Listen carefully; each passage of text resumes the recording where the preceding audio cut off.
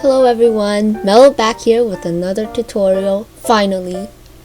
It's been a while since I made a tutorial, but here I go. Here's another one. So, my community tab post poll results came out to you guys wanting a skin shading tutorial. And I will be demonstrating how I do it in this video.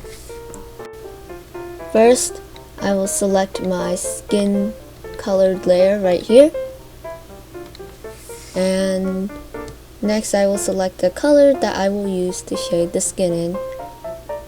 Colors that I like to use are typically red tones or orange tone. This is the orange tone I use for most of my skin coloring, and I use this custom brush right here, but you can use whatever brush you want. This is just the brush that I like using. I don't change the layer mode. I use the normal layer mode. I just keep it normal. I tend to adjust my colors in order for them to be compatible with the skin tone. For example, this color, orange right here, it's too light, you can't really see it. So maybe I'll choose red and then tweak it a little bit. Like so. The light in this picture will be coming from this side right here, so I will shade as if the shadows are over here. In order to start shading in whatever art program you are using, first you will make a new layer above the skin colored layer, and then you will clip it to the skin colored layer. In Paint Tool SAI 2, it's the clipping group button right here, and then it will clip it so that you can't color outside of the skin color layer, like so.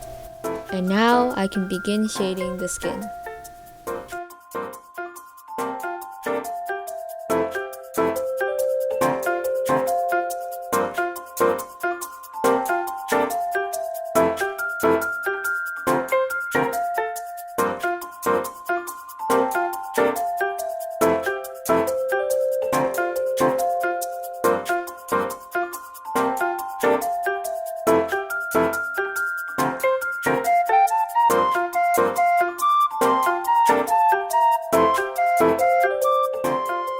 Now that I am done with the first layer of shading, I'm going to make a new layer, clip it to the skin colored layer again, and this time I'm going to choose a slightly darker, less saturated tone, just slightly less saturated, and maybe pick a different color, like closer to the red side.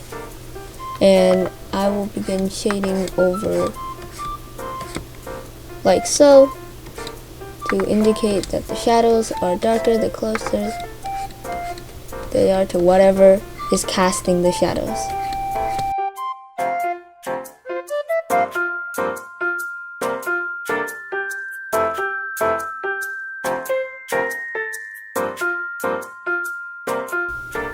This is an optional step that I sometimes like to do to make the skin seem more lively and 3D.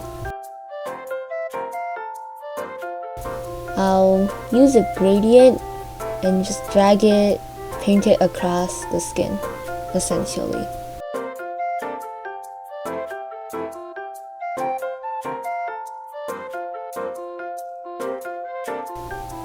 Sometimes it takes a bit of adjusting and erasing other parts, the gradient, and it'll turn out looking like this.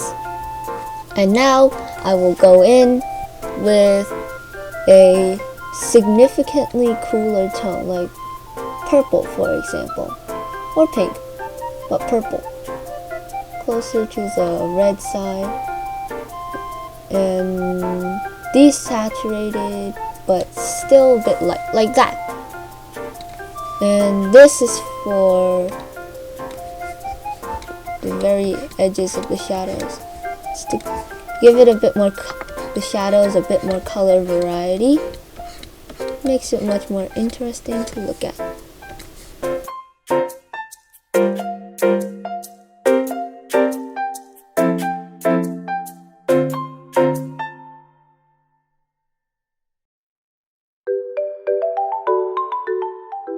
On the face, I typically like to add some blush to make the skin a lot more livelier.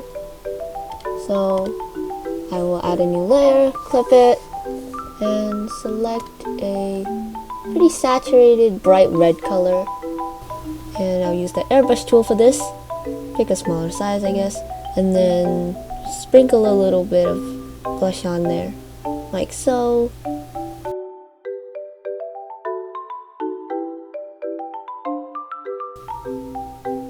I'll add in all the lighting effects and the shine on the cheeks later, but that's really it for now.